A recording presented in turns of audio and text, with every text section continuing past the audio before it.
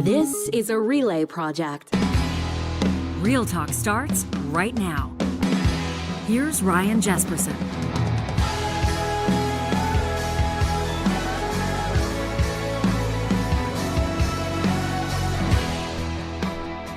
Well, Alberta's teachers are headed back to work one way or another. The Premier, Danielle Smith, laying down the gauntlet. You heard it here on Real Talk more than a week ago. It's what she told attendees to the Edmonton Chamber of Commerce State of the Province address a short time ago.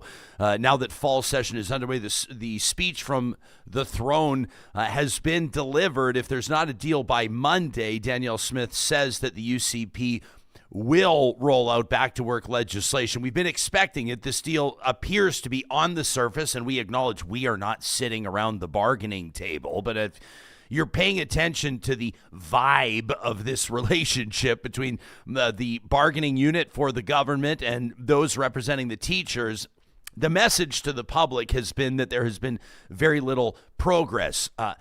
Same sort of a thing happening, by the way, with Canada and the United States right now. Donald Trump has a bee in his bonnet after the province of Ontario has released advertising with Ronald Reagan behind it, the former Republican president, as you know. So it seems like nobody's getting deals done this day. We're going to dig into that in this episode of the show with Erika, Barootes, Cheryl, Oates, co-hosts of the Discourse podcast, a couple of political insiders on different sides of the political spectrum. That's the beauty of the podcast that they deliver. We're also going to take a look at a call from an Edmonton mayoral candidate, a former councillor, Tim Cartmel, who wants to see Edmonton elections audited. He wants the whole thing audited after at least 4 wards have turned up questionable realities, including missing or overlooked ballot boxes, which were then discovered, huge swings in recounts, and of course, members of the public, perhaps including you, rightfully questioning whether or not they can actually believe what they're seeing on those results. This talk show host finding himself in a position whether or not he can publicly actually believe the results of the election. Some of us realizing that we're coming across now as election truthers, but when the reality is slapping you in the face, how else are you supposed to feel? We've had emails from Real Talkers along these same lines. We're going to get to some of those in the flamethrower today, presented by the DQs of Northwest Edmonton and Sherwood Park. Plus, we'll be diving in to our live chat as this conversation unfolds. There's a lot to get to. Now, had Nenshi making his debut for the Alberta NDP in the Alberta Legislature as well. So there's a lot of ground to cover. This episode of Real Talk is presented by RapidX Financial. Real Talk, real Bitcoin. RapidX Financial gives you 3 easy ways to buy and sell crypto across Canada online with Interac e-Transfer, at one of their trusted ATMs across the country, or fully guided over the counter, on the phone, or in person. Whether you're an individual just getting started or a corporation that's growing its Bitcoin stash to preserve assets, RapidX is there with real local people ready to help at every step. There's no bots, there's no hidden fees, just genuine support from a Canadian team that cares about your financial journey. Get crypto your way, anywhere, anytime with RapidX Financial. You can check them out today at rapidxfinancial.com. As we welcome back to the program, 2 of our favorites, and not just because they have dynamic personalities and a popular political podcast, but also because they represent, every week that they push out an episode, the same ethos that this show has long held, and that is that people of different political beliefs and different political experiences can meet in the middle and hash things out for the betterment of the world around us. Isn't that what this is all supposed to be about? Erika Barootes was the founding president of the United Conservative Party, former principal secretary for Alberta Premier Danielle Smith. Cheryl Oates was the longtime director of communications for NDP Premier in Alberta, Rachel Notley. Both of them joining us this morning. It's nice to see your faces again. First thoughts, I want to lead with the municipal elections across the province, just because it's a story kind of that continues. Typically, you get your votes, let's say, on a Monday. Typically, the counts are done Monday night, Tuesday morning. All the talk shows take it on. And by Wednesday, we've moved on, but that is absolutely not the case, most particularly in Alberta's capital city, where former candidate Tim Cartmel is calling for an audit of the entire process. Mayor-elect Andrew Knack, wheels in motion, naming his team and getting set to go. Erika, you call the capital city home. What do you make of the storylines thus far? This is far from done. Yeah, well, I think first of all, the rest of the province seemed to move to the vote count smoother than our capital city. And I think that's why we're probably talking about it. I mean, Calgary has a larger population and they were done way quicker. And so I think when we look at this rollout of moving back to casting your ballot and not doing tabulators, it can be done. In the case of Edmonton, I mean, it's a political risk for Tim Cartmel to be the individual to call for it. I mean, at this case, what does he have to lose? I do think that there's been lots of conversations. Our applied politics program at Maccabee had a bunch of students, and as we were participating and doing clerk work and counting and all of that, and they came in when we were debriefing on Tuesday and Wednesday, most of which are in Edmonton, were saying how the RO would say, oh, you got to recount all of that. And they were up all night recounting and recounting. There was ballots running out at a bunch of different wards. Ward Métis had a situation, I know for a fact, on that. I think that this is one where out of all of the cities and towns and municipalities that had it, Edmonton was, I don't want to say the sketchiest, but it definitely had its most challenges. And I know you had on listen, your let me stop you for a votes. second. Let me stop you. What I think that the word sketchy is absolutely fair. I'm not a conspiracy theorist. I think this audience knows it is nothing shy of sketchy. A recount swung the results by 600 votes because they found two boxes that had not been counted the first time around. And had the first vote not been within 6, there would not have been a recount. And in 2 entire ballot boxes, in theory, I'm assuming, would have never been discovered. If that's not sketchy, what's politics, sketchy? I have not seen anything like that. So I think that one was mind-blowing, that it took such a close outcome. So I think it's probably fair to review. You can call me a conspiracy theorist, but it's ironic or like very interesting that the city capital, which I would say is the most left-leaning in the province or most anti-UCP, is the city that had the most challenges. Just saying. Yeah. I mean, Cheryl, what do you think? I mean, does sketchy fit? I feel like sketchy fits. Yeah, I think sketchy fits. And I think it is unfortunate that the person who lost the election is the person calling for the recount. But I also think it makes sense. Like, you're right in the middle of that. You see votes move. You see votes swing. You had a vested income in the vested interest in the outcome of this election. Like, call for a recount if you don't think it was fair. If you had a front row seat to that madness. Just saying, maybe we could use some electronic voting tabulators back. That seemed to work okay, at least a lot better than this. I think some of the reports coming out of counting is like you had piles of ballots moving back and forth across the table. You had people counting and then moving their pile over and then someone else recounting it, and people not knowing how to use the tabulation sheets. We could probably have avoided that with electronic tabulators. I would argue that you have human error, absolutely, but it didn't need to be like that. You could have had organizations where you had employed enough counters, where you didn't have situations like that's just bad or operations and management of the process. I believe, and if we're using sketchy, I'll also use that it was like a protest to exactly your point, Cheryl. There's places I think that purposely wanted this to be a bad system in order to. No. I don't. Listen, guys, I got away with sketchy. Let me go.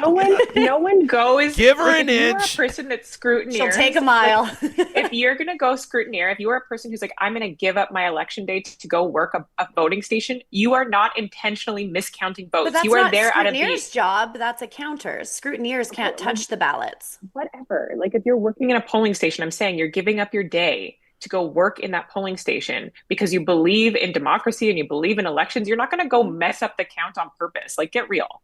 Hey, let me read. Let me read ahead. this. I'll just put Cartmel on the record here. So this was the release that went out to media yesterday. It says, I'm strongly encouraging both the government of Alberta, which I think the GOA would love, by the way, and the city of Edmonton to conduct a citywide audit of the 2025 municipal election, a thorough, independent, third-party review of hand counting procedures, ballot transfer, which I'd like to talk about. Civilians using their private vehicles at 1 a.m. to move ballot boxes around is ridiculous. Like they're delivering skip the dishes. Are you kidding me? And storage practices and the recording and tabulation of results. This is important. He includes this. He says, this is not about contesting results or questioning the legitimacy of Andrew Knack's victory.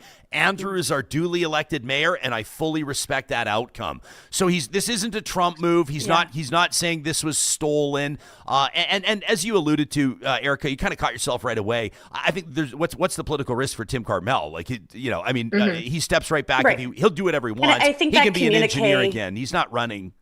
Yeah, I think his communique also helps say, this isn't going to change the outcome of Andrew Knack being mayor. Like, I've lost. I accept that. This is about the integrity of the election, which I think is the right play for him and protects him on the motive to it. So, yeah, I mean, I'm not surprised he is the one. It would have been nice if all the mayoral candidates wanted an audit. Well, yeah. Well, and listen, if you're a candidate that has won in a ward and you've won a council seat, probably the last thing that you want right now is a recount, especially in the tight races. But I'll tell you, if I'm a candidate that lost by any fewer than 1,000 votes, damn straight I want a recount. How many more boxes are banging around in the trunk of somebody's Honda Accord? Lots, maybe? I don't know. Was that a question or a statement? Well, kind of both. Pretty effective, I guess. I just to me, it's really unfortunate. I don't know. I mean, Andrew Knack wins by, approximately 20,000 votes. I don't think anybody's questioning the legitimacy of that, but just the fact it was a total debacle. And I mean, no disrespect to the individuals that worked hard on election day, but generally speaking, this entire thing needs to be audited so that the electorate, so that we, the people, can be comfortable with the results. The question here is when it comes to the political gamesmanship, many are saying, well, look at the UCP implements these wide sweeping changes and it basically fucks up the whole thing. So thanks UCP. And then other municipalities are going, well, it actually played out kind of perfectly fine where we were. And maybe this is on Edmonton to own. Cheryl, what's the more fair perspective in your mind? Honestly, I think in the case of Edmonton, it's a little bit of both. Like, I do think it was absolutely unnecessary to get rid of electronic tabulators. When we say, we think that, if you're a conspiracy theorist that says electronic tabulators can be manipulated and they don't always count accurately, clearly, in the case that we've seen in Edmonton, there's a lot more room for error when you are hand counting ballots.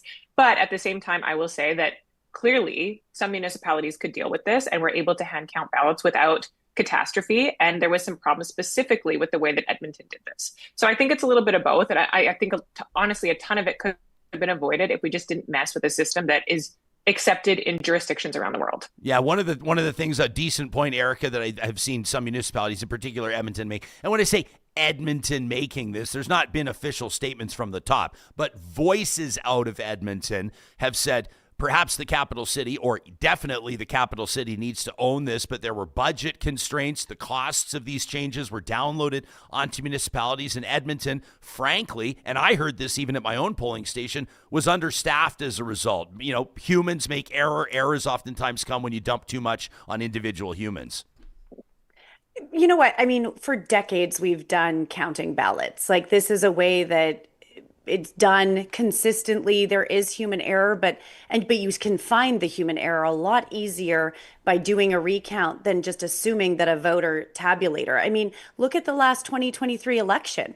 That thing took extra long. It was reporting inaccurately. I think Cheryl and I both had to stand in our respective campaign offices and do media over and over to fill the 6 hours that was supposed to take 1 or 2 to get results. So I wouldn't argue that it's more efficient necessarily.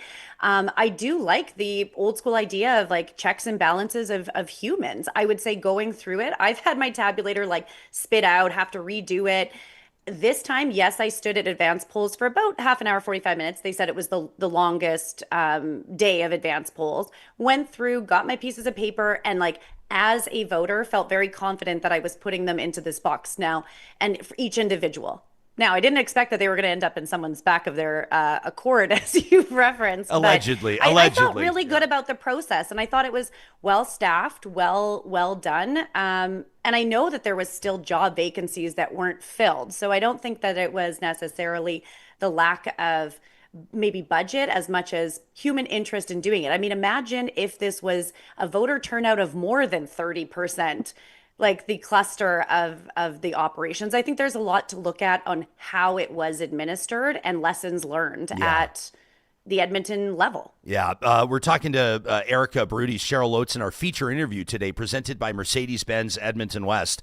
In our live chat, Justin says, this sounds dangerously like the people questioning the 2020 U.S. results. And Justin, that may be so, and I've acknowledged that in my opening comments, but what do you expect? Like, people are literally finding entire ballot boxes. There were entire boxes missing in counts. Recounts are providing dramatically different results. This is a sane group of people here in front of a sane audience with reasonable takes for the most part, and I don't know what other landing place there is. I think if you try to smooth and gloss this over and pretend like everything was hunky-dory, you're fooling yourself and you're not fooling anybody else, respectfully speaking. What about this from others? Like, Matthew says, sheets can be replaced, but boxes with actual votes were always safe. And Bustion says, listen, guys, electronic votes also get checked after the fact. Others of you, I love this one from Bunny Slipper, says, clearly my diploma grades in grade 12 were manipulated because of those same tabulators. This garbage has to stop with the conspiracy theories. Oh, man, you're triggering me with diploma references. How about those students that are going to miss their diplomas because of this strike? More on that in a moment. Bruce, in our live chat, powered by Park Power, says, hand counting is so 1900. We need to grow back and bring back tabulators. Ms. KD says, I can tell you that the supervisors at the polling station I was at were really green and kept referring to their manual. They didn't swear us scrutineers in like they were supposed to. Jerbacca says, hand counting is one thing, but that pre-voting paperwork was super annoying. JJ says, if we accept a system that is proven statistically safe and accurate, are we really in Alberta? That from JJ. Screw the tabulators. Why don't we just go right to EVMs or whatever they're called? The electronic voting machines? Yeah. I mean, I'll ask Erika this. I thought Erika was the fiscally responsible person. Like, this is costing a lot more money than if we use tabulators or voting machines, right, Erika? I don't know how much it costs per tabulator. I'll take your word for it. I mean, to staff all these areas and recount and all these things we're doing. Yeah, but I would say that even if I'm fiscally responsible, I think the democratic, transparent process is what we're talking about. So is it a few extra million to have people's confidence in a society where we actually don't have a lot of confidence in our voting process, in our governments, regardless of ideology? I don't know. I think this is worth it if that's what the people want. Now, we might learn from this process, but again, we are hyper focused on Edmonton because Edmonton was the one with the clusterfucks. Calgary seemed to have it quite figured out. So I would argue that we could look at the operations. I mean, Red Deer was the next slowest, I think. We could look at the operations and how it was done. To your point, maybe they need to recruit earlier and really train people up. But I think we also have a challenge of people signing up to do these jobs. I wouldn't argue that a tabulator is going to fix some of the things that human error could easily address. Like being stupid enough to put some transfer ballots, that's just stupidity. That's not anything that you could change without looking at the operations and rules and regulations. Okay, listen, I want to move on because we got a lot to talk about, and I've promised to cut you two loose in 20 minutes. You've got busy things. Nice try. Yes. Well, my track record suggests I will ask for an extension. I'm at home, so However, I will not call. because we got Thomas Lukaszuk locked and loaded in 20 to talk about the Forever Canadian petition. They're rolling into their final weekend, trying to get to that 300,000 signature mark. Maybe we'll leave some time to ask you two about that. This is our feature interview presented by Mercedes-Benz Edmonton West. These are the two co-hosts of The Discourse. If you don't already subscribe to it wherever you get your podcasts and on YouTube, make sure you do that right now. And to tee up where we'll go next in this conversation, Real Talkers, if you missed our interview, this was just over a week ago. This was 9 days ago. Was it October 14th? We talked to Dr. Jason Foster. He's a professor of human resources and labor relations at Athabasca University.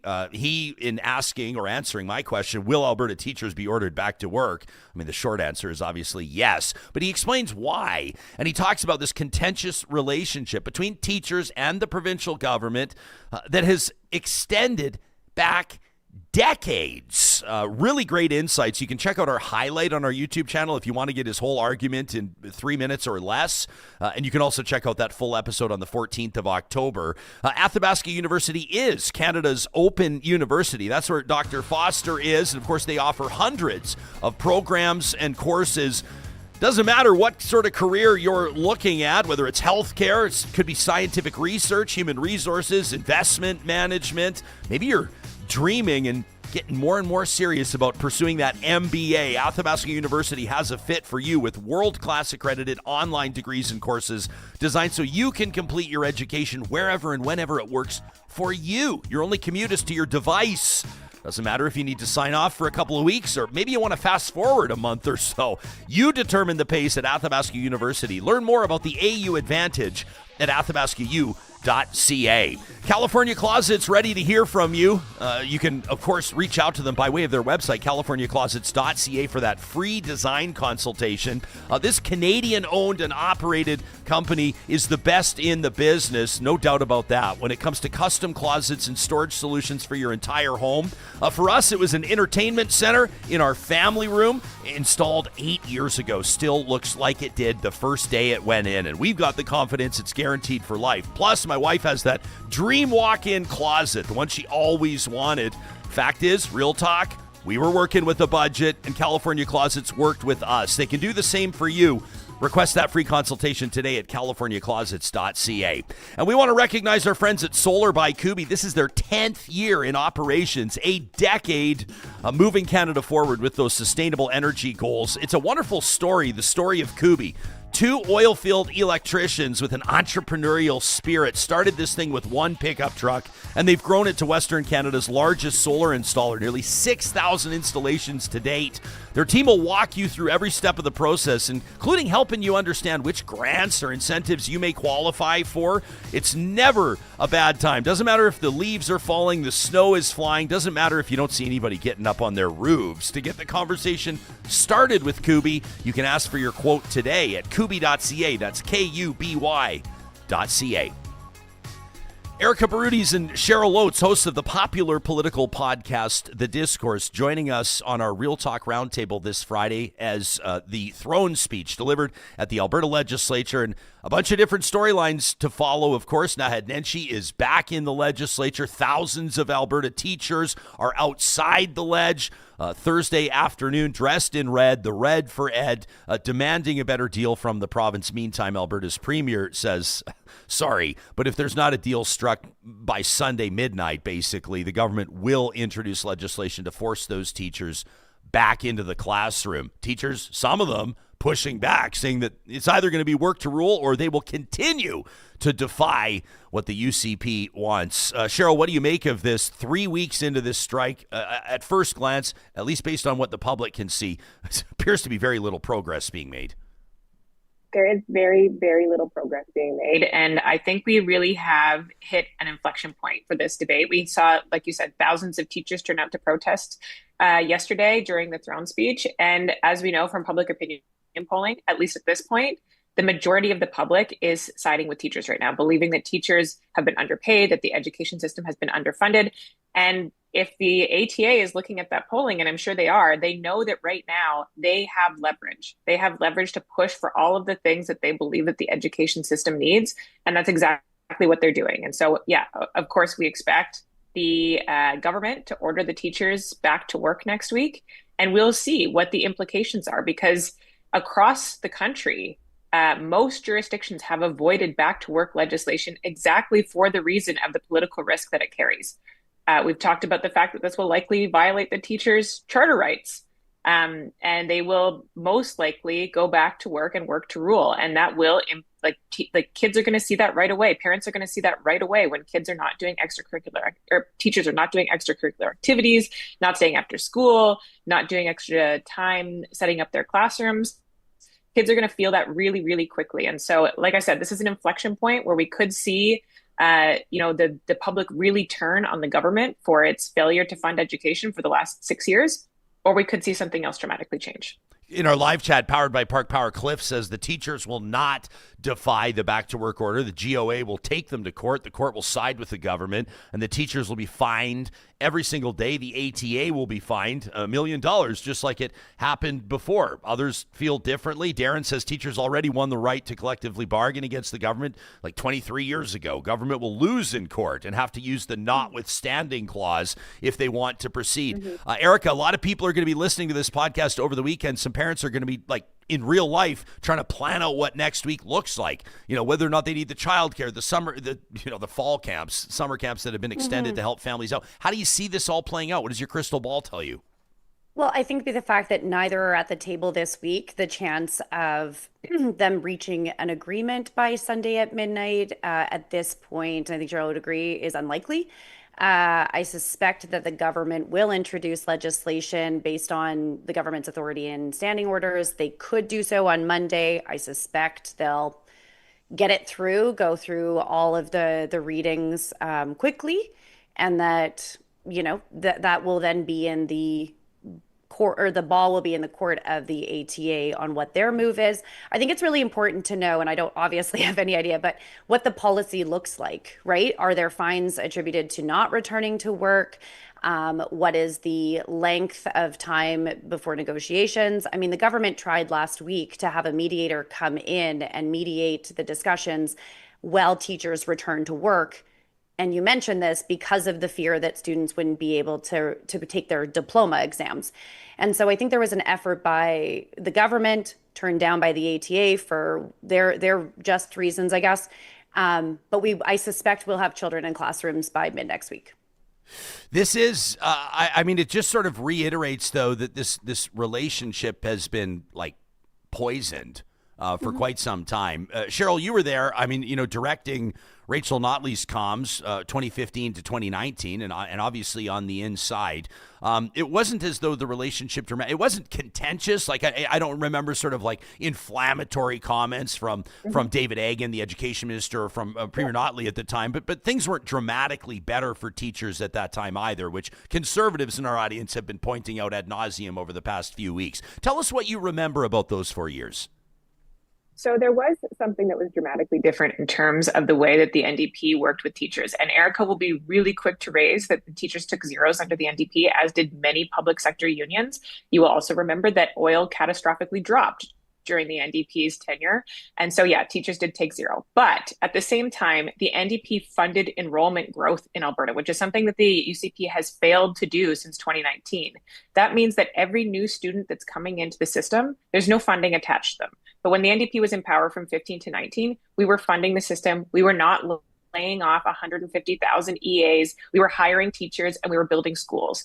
And when you don't do those things for 6 years, which is what the UCP has failed to do, there is a growing unhappiness in education about across the board. The government doesn't respect education and it isn't willing to properly fund it. And so at this point now, which is much different than what was the case under the NDP, teachers are looking across the board for a reset, not just more salary, not just more teachers, but an absolute reset to say, we understand the stress that teachers are under. We understand the complexity that is in your classroom. We understand that you are incredibly underfunded, and we're ready to fix those things. And you know what? It's a negotiation. So maybe teachers don't get everything that they want, but the government so far has failed to send a signal that they even respect education, that they even respect teachers, and that they're willing to discuss the things that teachers are putting on the table, like complexity and class size caps. Erika, you want to respond? Yeah, I mean, I think Cheryl says they continued to inject into education. It didn't seem to change much, but the huge argument was that the salary hasn't been raised in 10 years, 4 of which was NDP. So I think it's very interesting that they keep being like, well, we support teachers. It's like, well, when you had the one chance you didn't. And so I do think that both the UCP and the NDP agree that teachers deserve a raise. That is exactly what they got, 12%. over the 4 years. So 3% year over year. Some could argue that maybe that's not enough to compensate the decade, but that's in line with market to get them to a place where their salary is competitive across Canada. It also aligns with all of the other collective bargaining that's happened over the province, including nurses, which we might argue were the healthcare heroes during a pandemic. And this is the time for them to also be rewarded. I don't think it would be fair to go above and beyond for teachers when the collective bargaining of nurses was locked in at 12%, and they came asking for 35%. I think one of the challenges I see with the ATA until last week, they actually never came forward with what their ask truly was. Then they came forward with it last week, dropped it, and they didn't cost it. Well, it was costed. And so the deal that the government was giving was an extra $2 billion in salaries, benefits, and addressing some complex classroom needs, which is the scope of collective bargaining. And now that what the ATA has costed 1 week before they're legislated was an additional $2.6 billion. So I think this was a strategic play by the ATA to not do that. The public is in their court. Cheryl is right now. But I think that they might be playing their chips. That's a bad reference because I don't even play poker, but if that is poker. But I think that they're running out of the public trust and actually might see a flip, because $2.6 billion is a lot of money to quote unquote fix what we're trying to fix. Well, and you can have the public on your side through a labor dispute, like to a certain degree. I talked on this. I ranted a little bit earlier this week about Canada Post and Alberta teachers, apples and oranges, obviously, but at the same time, the sentiment remains people may be in teachers' corners. This show is in the teachers' corner for sure. But people need their kids back in class, and it's hurting students to be out of class. And there's also budget realities. And let's get this shit done. And if it's not going to get done, then we need to figure it out another way. Whatever's happening now is not working. I think where the public might shift is that, again, I think the government should be pointing to this, is that they tried to get teachers back in a classroom to address that. If it's really about the kids, I think ATA would have gone back to the classroom and continued mediation. I know Cheryl feels differently, but then they drop a $2.6 billion increase on what's that? To me, I'm just do you not know how budgets work, how money works, how in the private sector, doing above and beyond of your scope of contract isn't unheard of anywhere. And so I just think it's, this work to rule will be interesting on, I think, the public perception of teachers. Go ahead, Cheryl. Yeah. I was just going to say, I disagree. I know that the government is saying, we've got to legislate them back. They're going to have to use the notwithstanding clause because they're violating teachers' charter rights. They are saying that this is causing irreparable harm. This, few weeks out of class is causing irreparable harm to kids. And I think for a lot of people, they could argue that underfunding the system for the last 6 years with no plan to start funding the system is causing irreparable harm to kids. And I know there are classrooms out there that have great ratios. There are many classrooms in this province that do not have great ratios, that have kids that have extra needs, that need extra help, that are not getting it, that are kids left with their hand up in the corner, waiting and waiting and waiting to be called on, that never are. And so when you leave it that far, when kids are going to school and they're not getting the education, they're not getting the support, and they're not getting the what we're looking for from education, the objectives met, that is irreparable harm. And I think that causes a lot more harm than having kids out of classroom for 4 weeks. So I think the public will stay with the teachers, at least for a period of time, because Erika raised a lot of details of the negotiation. Nobody's watching those details. The teachers are there saying, you need to put more into education. You need to respect education. You need to properly fund education. And the public agrees with that. Okay, until something changes there, the public will be with them. I want to move on so we still have time to talk about Nenshi quickly, and then Donald Trump absolutely blowing a gasket last night. We'll wrap with that in our feature interview presented by Mercedes-Benz Edmonton West. Cheryl Oates, Erika, Barootes, our guest. Heidi in our live chat says the Halloween parade at our elementary school will be canceled if teachers are ordered back to work. It's very small, she says, in the grand scheme, but it's still sad. And she's 100% correct. These are the littles. These are the littles that aren't having their experiences. These are the grade 12 students that aren't having their grade 12 prep before their diploma exams. Tyson is a fan of Real Talk, and he's a fan of the discourse. And he wrote into us knowing that you two were coming on the show after he listened to your most recent episode. He says, Jespo, with Erika and Cheryl coming on Real Talk, I've just finished checking out their latest episode. As a teacher, I found Erika's comment that work to rule would essentially look the same as a typical month in a school. So disrespectful and so out of touch with reality. Tyson says all the teachers I know go above and beyond, putting in long days, oftentimes working weekends. And I'm wondering if you could please ask her to clarify. I feel like she has no idea how much staff bend over backwards to support students and families. Is that from Tyson, Erika? Yeah. So one, thank you, Tyson. We, I think, dropped at 5 p.m. yesterday. So really appreciate that you listened last night. He likes and subscribes. Everyone else should. But to the point, I mean, he's paraphrasing what I said. I said that there might be there's a chance that this doesn't look much different. And I was speaking to the discrepancy of teachers within our system. My two stepdaughters have gone through elementary, one's in junior high and one's now in high school. And I can tell you that over the years, I've seen the large spectrum of what teachers do and the impact they have. I'm not discrediting the ones that I think go above and beyond. The ones that do extracurricular, I said on our podcast, they should be compensated or recognized for that and increase within their stratas or their grid system accordingly. I said the challenge with a union like the ATA is that that's not the case. You operate based on time and service, whether you're a superstar teacher or not. And I said there's a lot of individuals that coast, which I have lived firsthand through some of our children, especially during COVID. We had a teacher that dialed out and sent a weekly email while one other teacher was doing a phenomenal job. I would like that other teacher to be rewarded in their career accordingly. And so my point was that there is a lot of people that might not. I am in adult education. I spend my weekends marking. I spend my evenings teaching. I work all day. Like, to me, I see that like part of that is maybe it's not in your hard contract, but it's expected as part of the job. And maybe you could argue if we're in contractual agreements, that's not the case.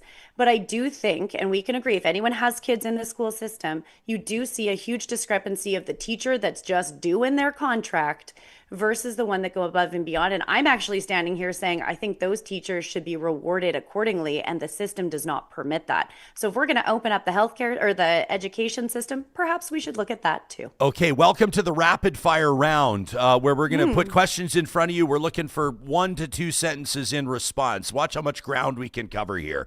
Christy Klinger in our live chat says, general strike whispers are in the air. Cheryl, what would that mean? And can you see it happening?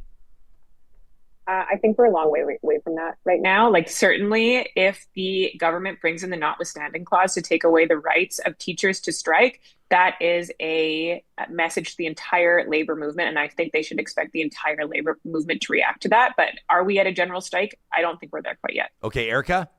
I would say the same. I think that's a long way out. I think we can all hope that nobody wanted to legislate. Let's be clear. But if we're doing that, nobody wants to then use work to rule. I think it's just we have two entities that are so far apart that haven't been able to align or, budge, for lack of a better term.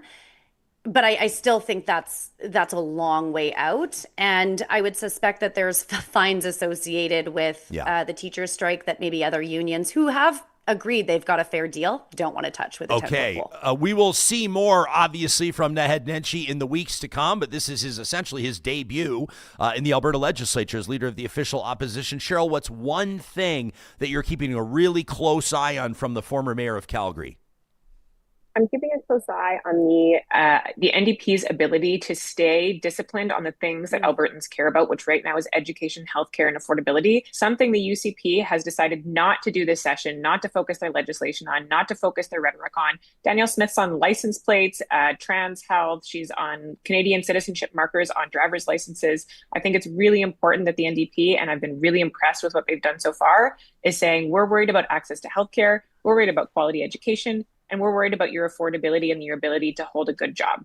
And I think that is a great spot for the NDP and to be in opposition. Okay, I want to end with this. I hadn't seen this Ontario ad that was running on tariffs. It's actually really effective. You're going to hear from Ronald Reagan. It's about a minute long. We're going to play it. This is the one. Yeah, this is the back? one. This is. They brought him back. Everybody's coming back. Haven't you guys seen Tupac? Might not be the right word. Tupac's cheering on the Blue Jays. Everybody's back right now, apparently. But it's triggered the most powerful man on planet Earth, or at least the president of the United States. Here's the ad. We'll get you two to rapid fire respond after it. Here it is. When someone says, let's impose tariffs on foreign imports, it looks like they're doing the patriotic thing by protecting American products and jobs. And sometimes for a short while it works, but only for a short time. But over the long run, such trade barriers hurt every American worker and consumer. High tariffs inevitably lead to retaliation by foreign countries and the triggering of fierce trade wars. Then the worst happens. Markets shrink and collapse, businesses and industries shut down, and millions of people lose their jobs. Throughout the world, there's a growing realization that the way to prosperity for all nations is rejecting protectionist legislation and promoting fair and free competition. America's jobs and growth are at stake.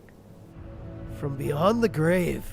A very effective ad, though. That was Ronald Reagan back in April of 1987. So Donald Trump is triggered, and on Truth Social has posted, Canada cheated and got caught. They fraudulently took a big buy ad saying that Ronald Reagan did not like tariffs when actually he loved tariffs for our country and its national security. Canada is trying to illegally influence the United States Supreme Court in one of the most important rulings in the history of our country. Canada has long cheated on tariffs, charging our farmers as much as 400%. Now they and other countries can't take advantage of the U.S. any longer. Thank you to the Ronald Reagan Foundation for exposing this fraud.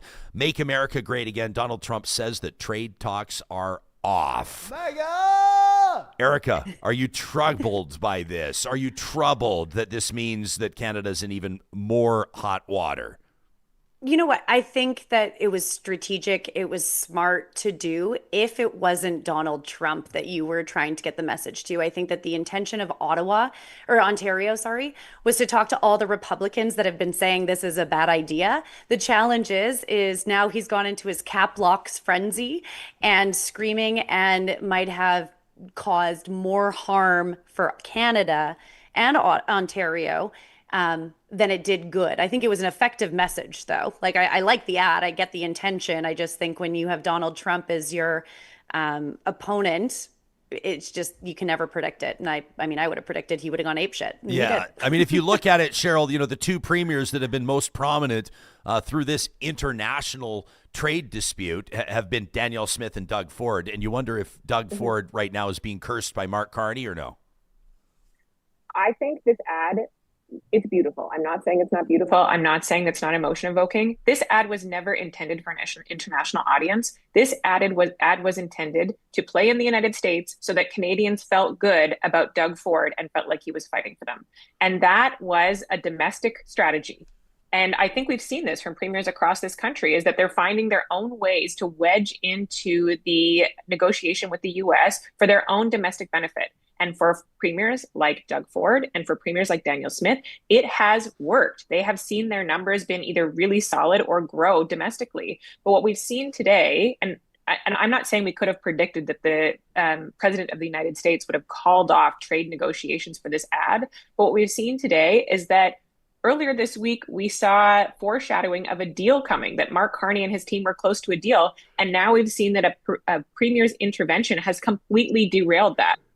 So this should be a message to all premiers to tread lightly. Whatever you think you're doing to shore up your support domestically could absolutely derail what Canada's accomplishing in our trade negotiations. 100%. Love talking to both of you. Hope you have a fantastic weekend. Keep up the great work on the discourse, and we'll talk to you again soon. Thanks. Yeah. Love the bangs, Cheryl. It takes a lot of guts. Takes a lot of guts. She's pulling it off. I cut them in my bathroom, guys. Thanks. You really cut your own bangs? I cut my hair. I dye my hair. I'm a woman of many skills. She's an adventurous soul. I applaud that. Well, it looks great. We'll We'll talk to you again soon. Okay. Yeah. Okay, bye. I like that. We could have opened with the bangs talk, I guess. Had I known she cut her own bangs. Now I got Ricky Martin. Probably would have gone there. We have friends She of bangs, ours. she bangs. Friends of ours. Their 4-year-old just cut her own bangs. There's a lot of if you go on YouTube and search. Oh my gosh.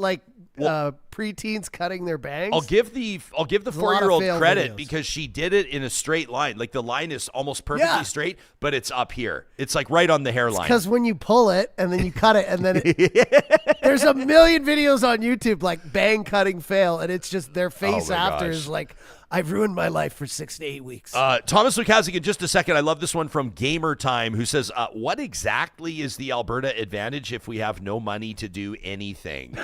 Thumpin says, does Erika not understand what the purpose of a strike is? JJ says, hey, listen, in plain terms, what we're talking about here is unfair, undemocratic, and dangerous. Once a government decides that it can override rights for convenience, it chips away at everyone's freedoms, not just the teachers. And that's a rock-solid comment. Danielle is watching us live on Facebook this morning. Thanks, Danielle. The Real Talk live stream across 7 social media platforms presented by California Closets. Danielle says the government didn't try to get anything done. Why are we allowing this woman, I think she's talking about Erika, to spread misinformation? Why are people like her being given a platform?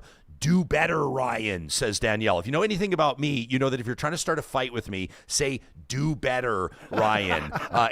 Erika is a longtime political insider. She was the founding president of the United Conservative Party. She was principal secretary to the Premier of Alberta. Yeah. It's not giving a platform. If I brought on somebody who believed that the moon landing was faked and the earth is flat and they have a grade 9 education and we talk to them for an hour, that's platforming. People accuse us of platforming the Premier of Alberta when she comes up. That's not platforming, my friends. And I'm sorry, every once in a while, we're not going to apologize. Sorry, not sorry. Like, you will hear from people that you can't stand on this show. I think that Erika and Cheryl have a wonderful back and forth. They hold each other accountable. They do it in a really great fashion, and we really enjoy having them on because, listen, there's members of this audience, guys, that are 100% on the side of the teachers, no matter what, rock solid support. There are members of this audience that are 100% ride or die with Danielle Smith, no matter what.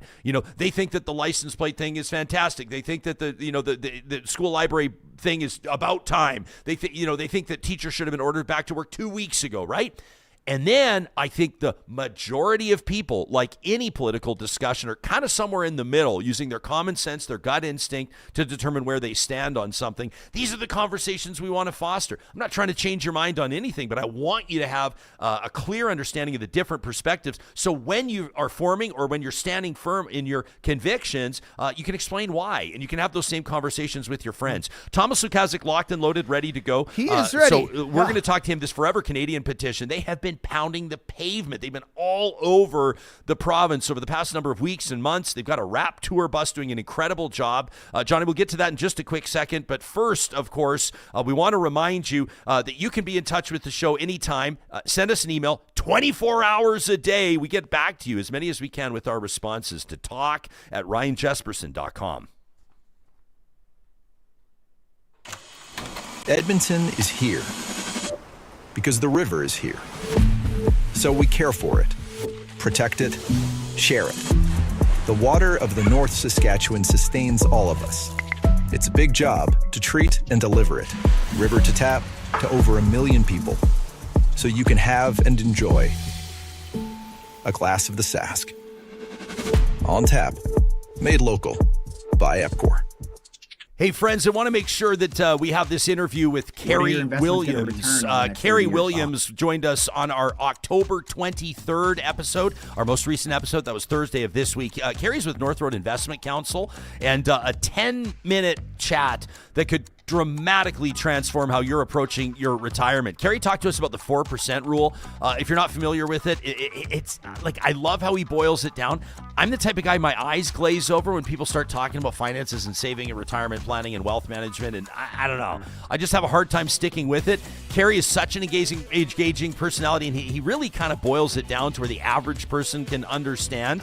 And honestly, I'm not using these words lightly. It could change your entire approach moving forward on your family's financial management, how your business is planning out its next number of years, you can connect with Kerry and his team after watching that interview by visiting their website. North Road Investment Council is online all the time at northroadic.com. They've got their own YouTube channel and newsletter you can sign up to for free. A steady hand and a studied voice to guide you through wealth and investing at northroadic.com. UCAN Youth Services, they've all moved into their brand new beautiful location, downtown Edmonton. It means they're going to double the number of young adults that they're able to help every single year, helping young people 12 to 25 out of harm's way and onto a path of economic independence. They do that through a number of different programs, including the Verto Project and the Road to Work program, which is a mix of education and employment readiness. They've got these great new posters up in the big windows of that new location. Earn while you learn. If you know a young adult, 18 to 25, that's in and out of the workforce, or maybe not in the workforce at all, but you see a ton of potential in them, they just need that kind of guidance. They need an opportunity. If you can see them with a future in the construction or road building trades, this could be a perfect fit. You can connect with UCAN Youth Services today at ucan.ca.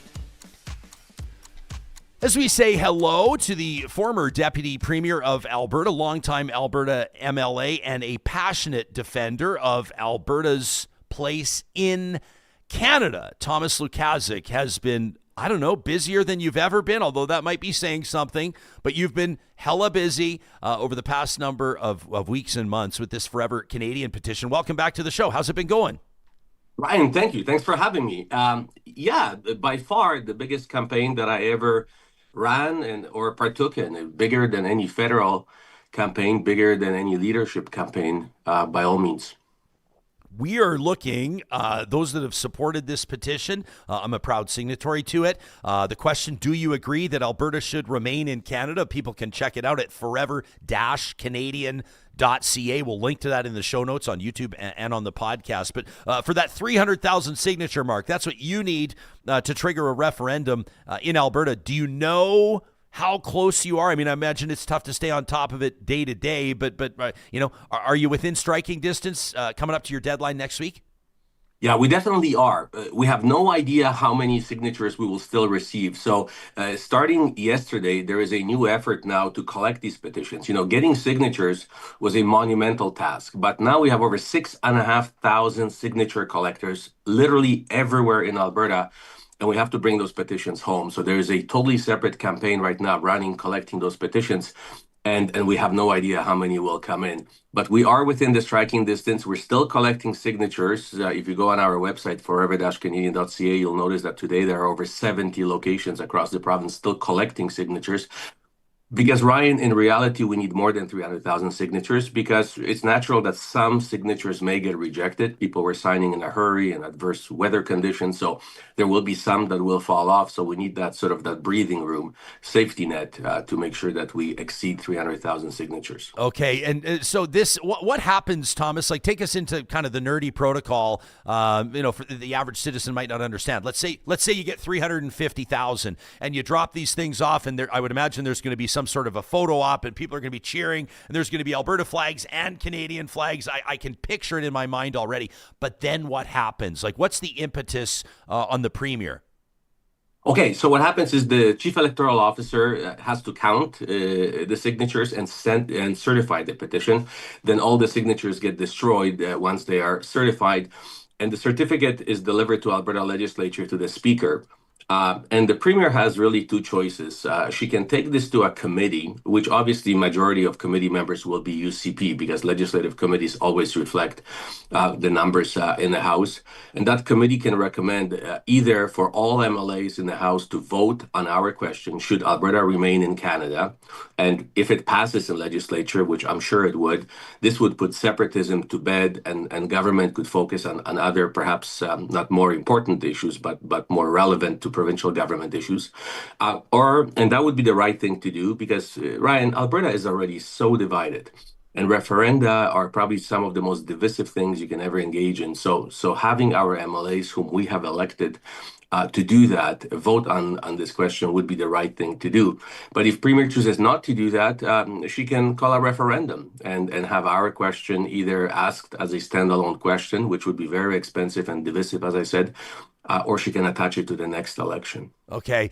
What have you been hearing, like anecdotally? You've had, I mean, at least hundreds of volunteers. I would imagine you may have had volunteers in the thousands. I've seen many of them out and about it. I mean, everything from farmers markets to like just whatever's bringing people together, youth sporting events. I know that citizens have taken upon themselves to join the movement, to get all their friends to sign up.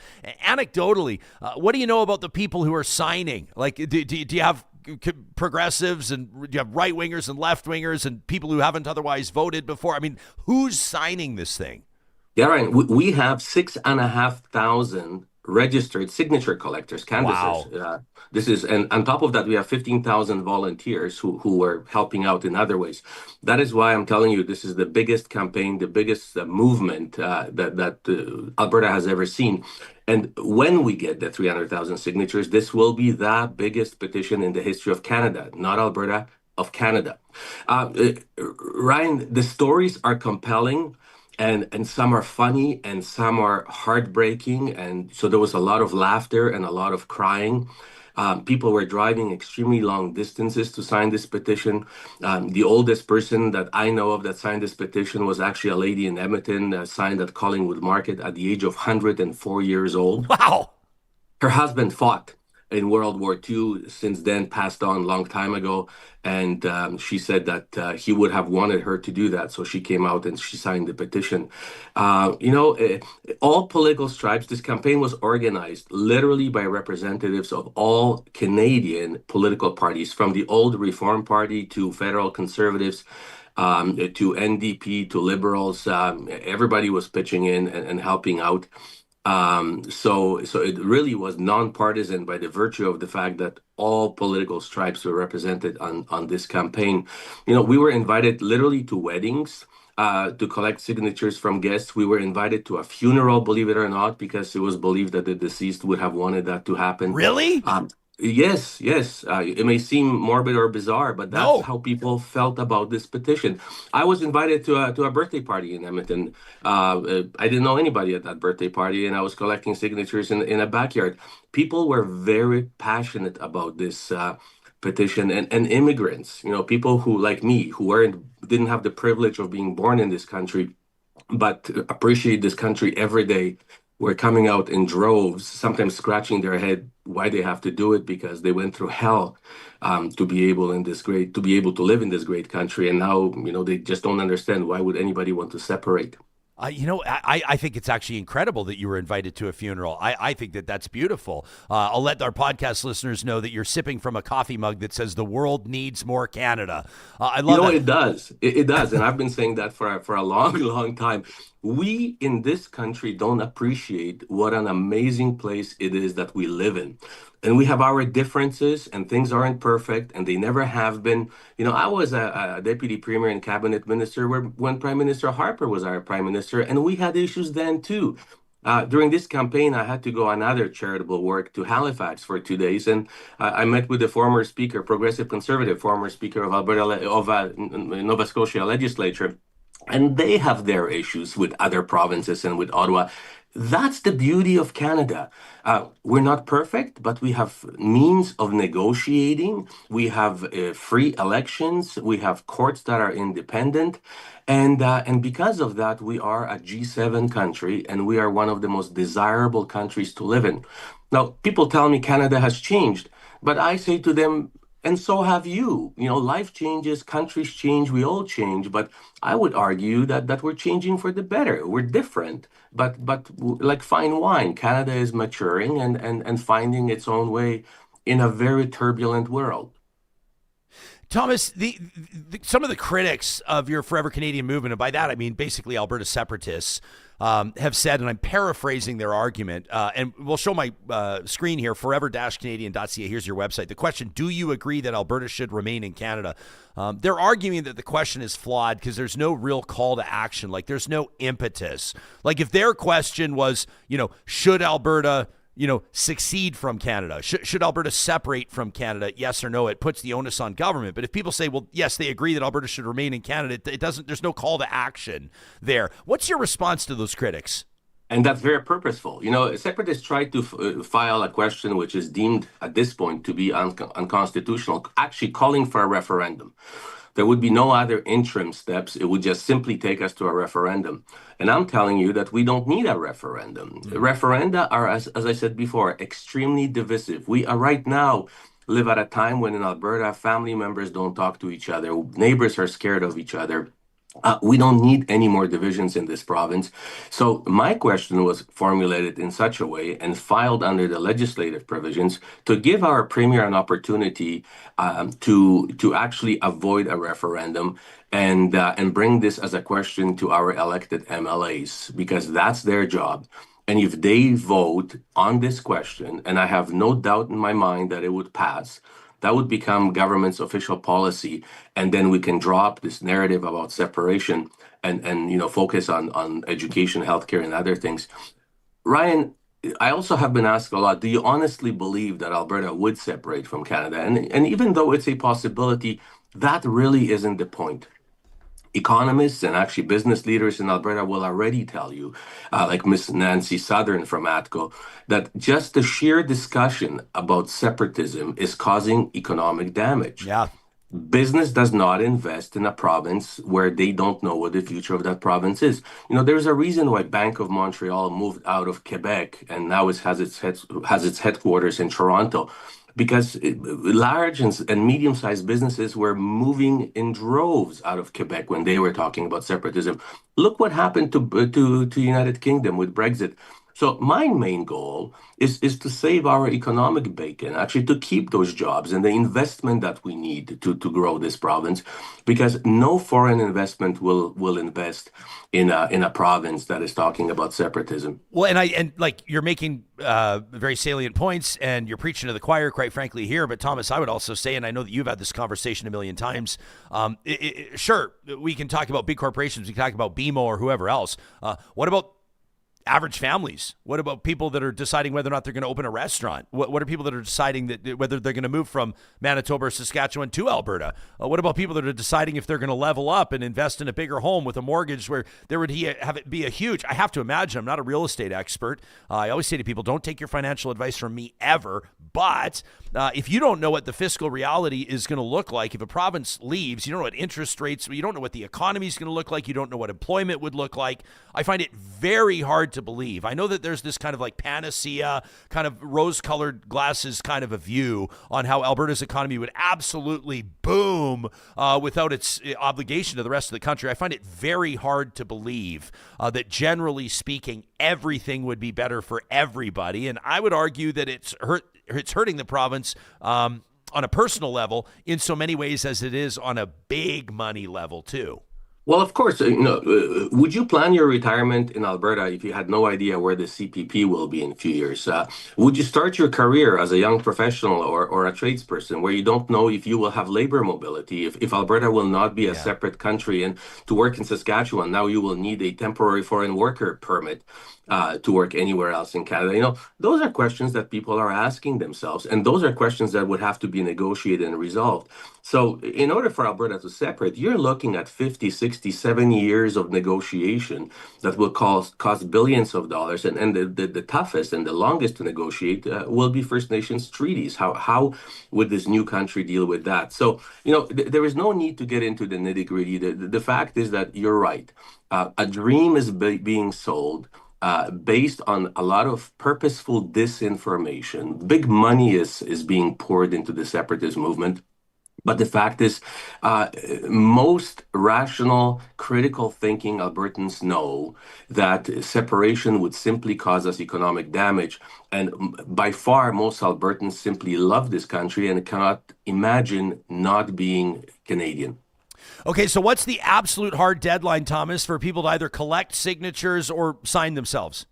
Right now we're doing two things at the same time. We're collecting signatures and we're collecting petitions. We have to bring them home and bring them to Edmonton because on the 28th at 1 p.m. we will be dropping them off at the Chief Electoral Officer's office on Kingsway Avenue. But today I believe there are over 70 locations, and there probably will be more. 96, Thomas. 96. There you go. Now it's 90. It was 70 about half an hour ago. So now we have 96 locations. So our volunteers are going pedal to the metal till the last moment.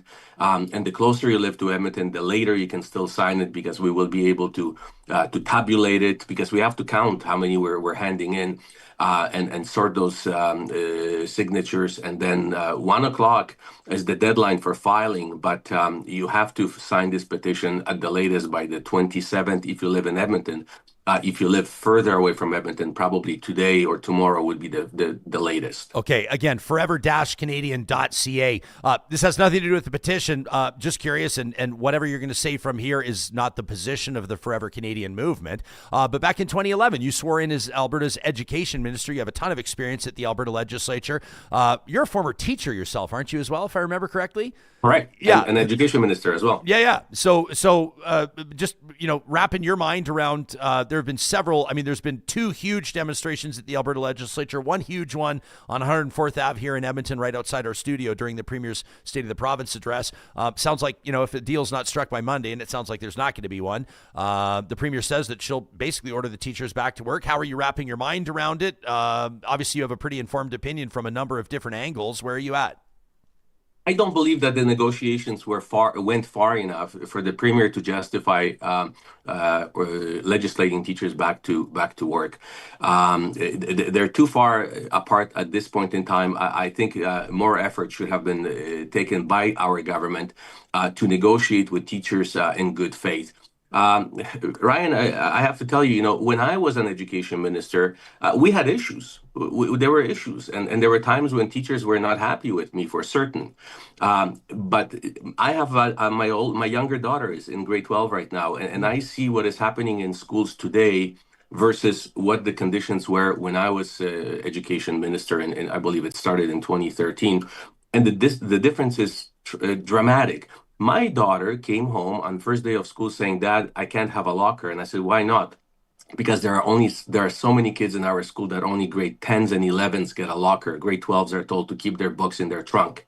That's how packed our schools are, that there literally are no lockers. This is a critical situation. And that's part of this anger out there, because not only teachers are upset, parents are upset with the system. And that is why you see these big numbers at Alberta Legislature. If we don't invest in our education system, it's not spending money, it's investing money, we will see exactly what we don't want to see: families moving out of Alberta, and we will not be attracting the talent that we need to grow this economy, to grow this province. Plus, we're doing a massive disservice to students in our province. This is one portfolio that Premier needs to take seriously. She needs to strategically reinvest in this portfolio, and that means addressing classroom conditions, the diverse classrooms that simply, I don't care how great of a teacher you are, there's just no way you can handle the numbers and the diversity of students that we have in our classroom right now. And Premier needs to take a second look at how she invests into private education. I think teachers have a point that, if you want to entertain choices, first make sure that the primary choice, public education, is properly funded and that the conditions in the classrooms are adequate. Okay, listen, I see. I got to scroll down here. Our live chat's just booming right now, Thomas. And we have this thing on YouTube. It's the Super Chat, where people can make contributions. And essentially what this is these are people that want to buy you a beer, Thomas. So Super Chat Ken has kicked in $5. He says, "A toast to Thomas." Says, what an incredible effort and a remarkable results. People don't know how hard it is to get this kind of result, and Thomas should be very proud about it. And Ken K has just thrown 20 in and says, he says we got to buy Thomas a beer or two. I don't feel like I should keep this money. We can make a donation, right? We can make a donation on the website. It looks like I can. Well, sure. You can make a donation to Forever Canadian, forever-canadian.ca. Yeah. Pay off some of our bills. Yeah, well, that's exactly what we're going to do. And we'll take that 25. Real Talk will match it, so we'll make a minimum $50 donation. How's that? Thank you kindly. Hey, Thomas, thank you. This is, I mean, I know I can't even imagine the effort that's gone in behind the scenes. And I know, like, recruiting everybody. You got Premier Ed Stelmach on this show to talk to us about it. I see Brett Rathgaber is feeling compelled to support this. And I mean, I could name a million other people. My next door neighbor was out appropriately distanced from a polling station on Monday. Of course. But she was out there. Jillian's telling us she saw people collecting signatures at the Alberta Legislature yesterday. And it's just like, to me, I don't know, sometimes, it's inspiring to see people really fired up about a cause they were fired like this, up, and creativity, Ryan, was phenomenal. There was this couple, when it was just still a little bit warmer about a month ago, there was a couple with kayaks, husband and wife, and they were kayaking on a lake and approaching every boat in the middle of the lake and collecting petitions in the middle of a lake. I couldn't believe it, but people were coming up with brilliant ways of collecting petitions because they actually believed in it. So what they're telling us now is that we created not only a movement, but a community. Because in some towns, people were scared to express their opinions because, the other side tends to be a little belligerent and aggressive. So neighbors were scared of neighbors. And now I was told that they actually put out a table in the driveway, started collecting petitions, and their neighbors started coming and signing their petitions. So they're making friends, and finally they're realizing that they actually are the majority. They may be quiet, but they are the majority. So one of the frequent comments that I heard is that thank you for giving us our voice back and our flag back. Yeah, the flag, right? There's a family on the street just up from us in our neighborhood, and they've flown the Canadian flag proudly for, I don't know, as long as we've lived there. I'm going to say 12 years or so now. And I was laughing the other day as I was walking our dogs, because like for the first 5, 6, 7 years, you're like, hell yeah, when you walk past it. And then for the next few years, I was like, are they going to take that flag down? You know what I mean? And what does it mean? What does it stand for? Now we know what it stands for. What are they saying? But to their credit, they just flew it the whole time. And I think it's great. This is also getting very expensive for us having you on the show, Thomas, because now Christie's just donated $28 to Forever Canadian, and we're going to match that. And anyway, I hope that Real Talkers, I've never said this before, I hope they stop donating to the cause, Thomas, or this episode's going to wipe us out. Let's break Ryan. You know what? I have been broken for less noble causes, and so we'll find the funds to afford it. Hey, I'm joking around. I'm proud of what you guys are doing, and I'm looking forward to seeing how this all plays out next week. You and your thousands, I can't believe how many volunteers. That's incredible. I guess I can believe it. I'm also not surprised at all. See you at the Chief Electoral Commissioner's office at 1 p.m. on the 28th. On the 28th of October. That's Thomas Lukaszuk. Thanks for doing this, Thomas. Thanks for having me. You got it. Former Minister of Education, former Deputy Premier, former MLA for Edmonton Castle Downs. Again, that's forever-canadian.ca. Real Talkers, if you want to save us some money, you could just donate directly yourselves. I haven't informed Johnny yet. This is actually, Johnny, coming directly out of your holiday bonus, so I'm sorry to tell you that. But yeah, unfortunately, it's just, times are tight. The economy's tight. You know what I mean? In all seriousness, though, we love you guys. Christy and Ken K, Super Chat Ken, and everybody else that's kicking in. I did also see Ken K leave a comment. He says, Ryan, Doobie better. Ken, nobody Doobie's better than me. They call me the role model. What? And is there anything more Albertan, Johnny, than running out of lockers for your grade 12 students and telling them just leave your bag in your truck? It's fine. Just leave it in the cab. Just leave it in the truck. Everything will be fine. M. Aitken has donated 14. I am actually tracking all of this. She says this is from one of your canvassers. So she's stepped up in a couple of different contexts. M. Aitken says, I absolutely loved the experience of canvassing for Forever Canada. Virtuous Sloth is congratulating you, Johnny. Why? Says that's wonderful. Out of Johnny's bonus, says Johnny with the involuntary donation. That's incredible. It happens all the time. First the government skims my check, and then the Forever Canadian crew by the way of your employer. Goddamn Patriots! This is something that we wanted to follow up with you on. It's not going to be as funny if you're listening to this on the podcast as the majority of you do, but we always encourage you to check out episodes on YouTube as well. Erika, in follow-up after the interview, and Johnny's closing comment complimenting Cheryl on her bangs, which at the time I don't think we knew that Cheryl's bangs were DIY. Oh, I knew right away. Her hair looks like that looks like a $400 haircut.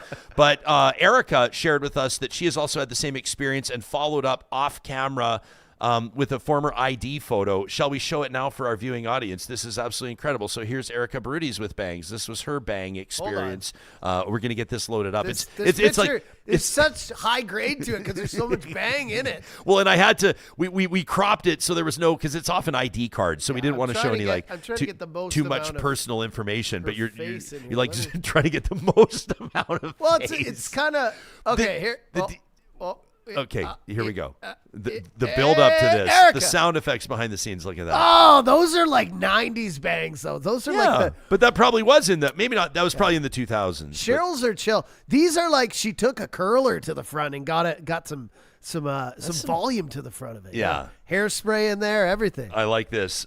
Matthew, thanks to Erika for sharing that. Hilarious. Self-deprecating is our favorite kind of humor. Matthew kicking in $10 for Forever Canadian. Real Talk will match it. He says, cheers to Jespo, the role model Jesperson. That's ROLL, by the way. He says, Edmonton's most humble media personality. Thank you for that honor. That's something it's an honor that you can win, but you can never talk about. Isn't that right? Johnny and I, by the way, you guys, our hearts are in our throats a little bit. I'm being funny because we actually are convinced we're going to lose. But this weekend, we got a big Saturday coming up with the Ampia Awards. And thanks to you, our incredible audience, we are nominated in 3 categories. Will you guys knock it off, Copper Girl, with a $14 donation to Forever? A lot of donations This is going to absolutely kill us. Copper Girl, way to go. That's fantastic. $14 matched by Real Talk. The Ampias, the Alberta... what is it? AMP, Alberta Motion Picture Industry Awards, something like that. The Rosie Awards going down on Saturday at the Westin Hotel, and we're nominated for Best Podcast, Best Host, and Best Lifestyle or Reality Production. Podcast and host for our Trudeau interview, the exclusive, and Best Lifestyle Reality Production for our coverage of the Jasper wildfires. So we'll see what happens. My money's all in on Best Podcast. It's the first year they're offering this award. Yeah. We are up against, we do realize, like, especially when you're in Alberta, we're up against some really talented people. Hard to beat. I mean, there is, I'm not going to say them out loud, but we went over. I'll say one. We've got some of the guys. Yeah, like I'm nominated for Best Host against Ryan Strajnicki, who's the one of the Humboldt crash survivors. Yeah. Like, obviously, I hope he wins. And you know what I mean? Like, I don't need, you guys know me. I have a healthy sense of self. But what they created, I watched it. It's incredible. Right? And then he deserves it. There's one called Albertans in Space that is just like an Looks incredible really cool. production.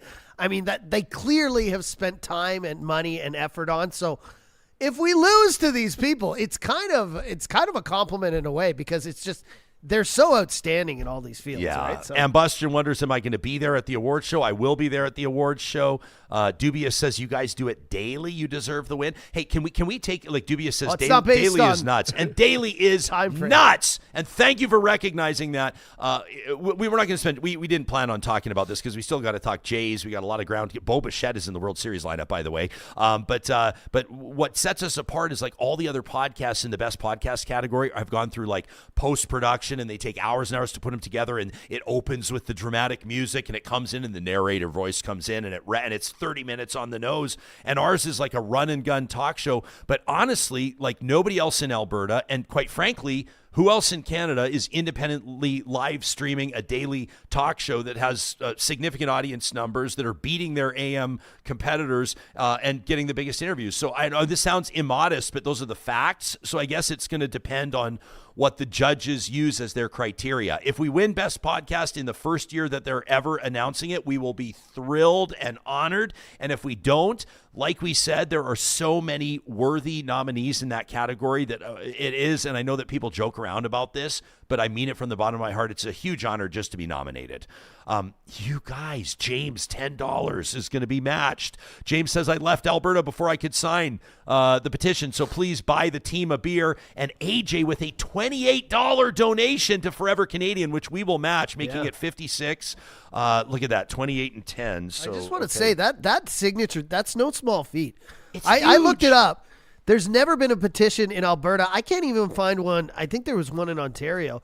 But like this, in Alberta for sure, maybe Canada, that's had 250,000, 250,000 or more signatures gathered and validated in this amount of time. I couldn't find any verified petition that could match the speed and amount of signatures that this one has got. So even though they're below their goal, which is just like 40,000 or whatever, they're going to get it. And this is amazing that they have. This is not a small feat. And I don't know, like if you're the same as me, but I bet you that like at least a decent, portion of our listening audience is, like I leave everything to the last minute.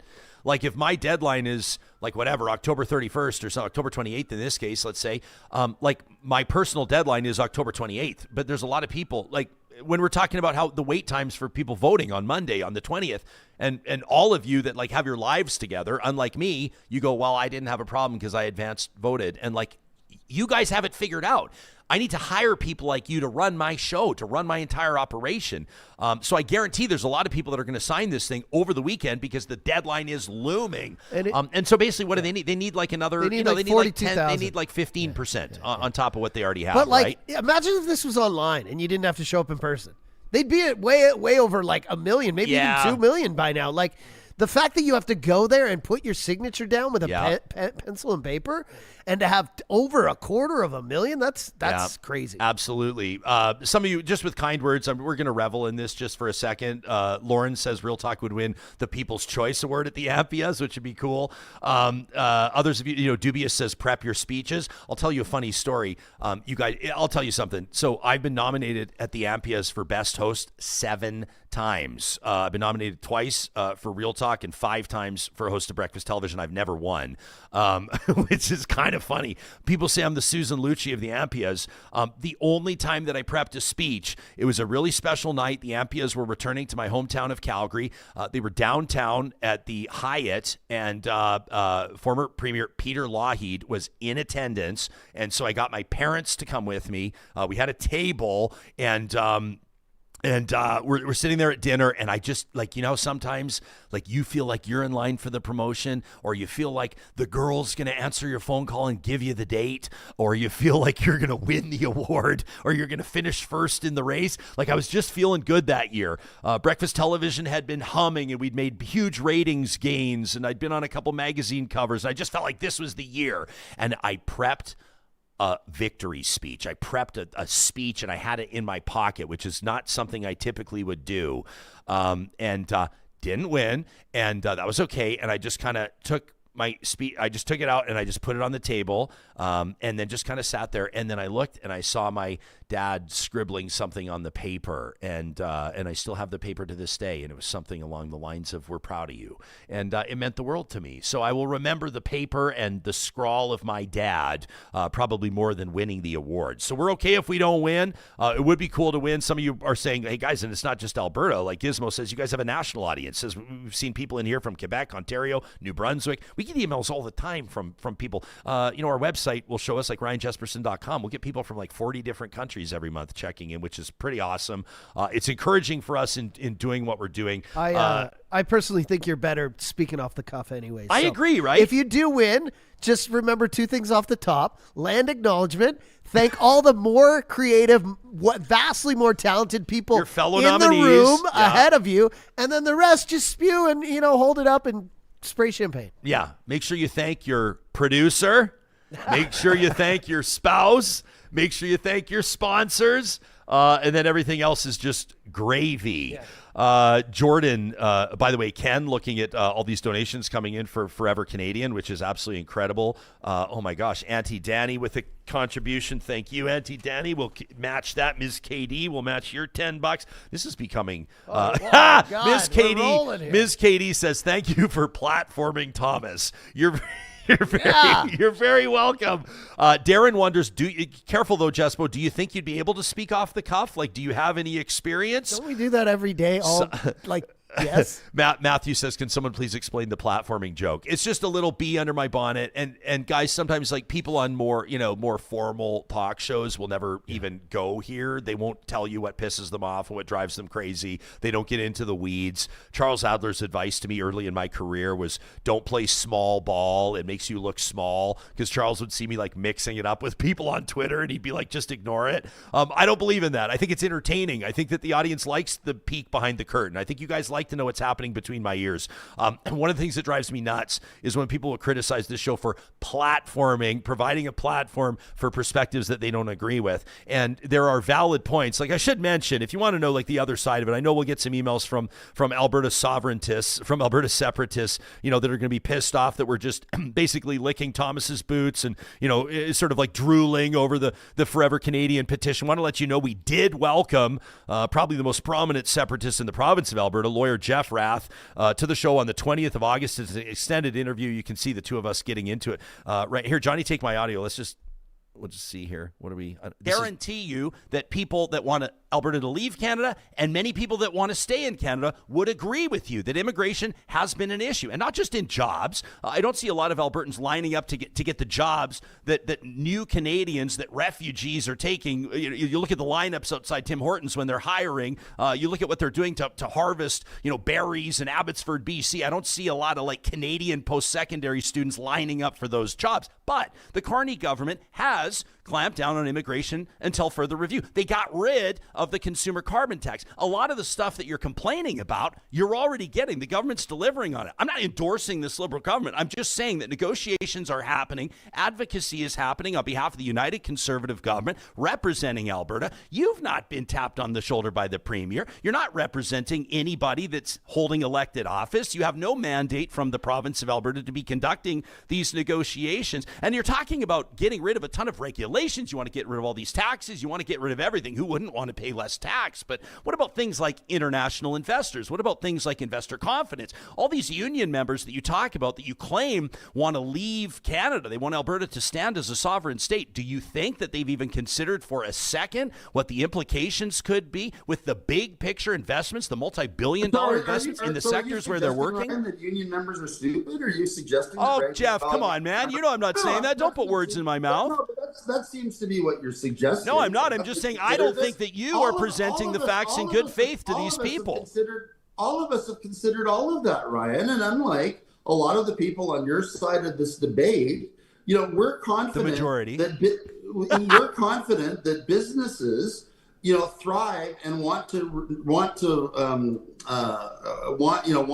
locate in low tax, low regulatory jurisdictions. Okay, so there you have it. I just literally clicked at random on a certain place in that interview. It ended up being like my longest winded rant of the entire thing.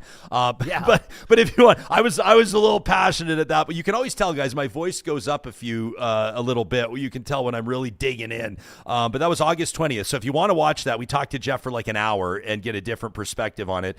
That's Alberta separatist Jeff Rath. That's what the title of the episode is. Yeah. So I know a lot of people were like, "Why are you platforming Jeff Rath? Why are you platforming Danielle Smith?" Platforming in my mind is like when someone's like the Holocaust didn't happen and you're like, come on and let's talk about it, right? Platforming is not when you bring on the elected premier of a province to talk to us. It's not platforming. And it just drives me nuts. What really drives me nuts more is not the word platforming, but the premise or the idea that, number one, this talk show is like your personal political operative that needs to march to your orders on what you believe about everything. And then number two, we're not going to explore perspectives different than our own. And I don't believe that. I've never believed that. My grandpa, I've told this story many times, Stanley Wilfred Jesperson, used to invite his buddy Gordon to the family dinner table.